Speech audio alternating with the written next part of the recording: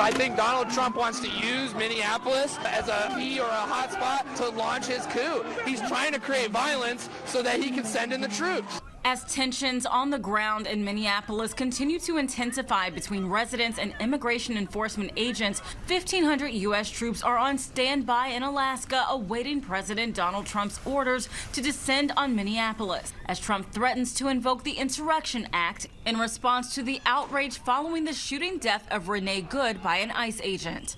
Trump sticking to his talking points that ICE is deporting some of the world's most violent criminals, asking why Minnesota is fighting this, and suggesting many of those protesting ICE are professional agitators and anarchists. But less than half the country is buying that narrative. According to polling from CBS News and YouGov, only 44% of respondents believe ICE is targeting dangerous criminals. What this is about is coming into our city by the thousands and terrorizing people. And this is not just about resisting Trump.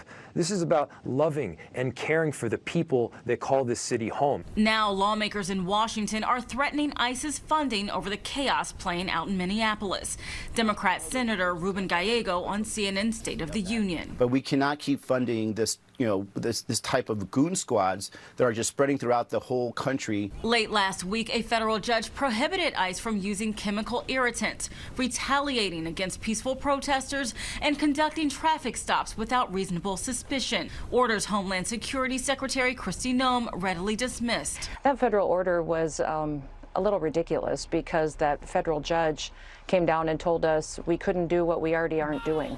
We only use those chemical agents when there's violence happening and perpetuating, and you need to be able to establish law and order to keep people safe. That same CBS poll showing 54% of Americans believe Trump's policies are decreasing peace and stability at home and the rest of the world.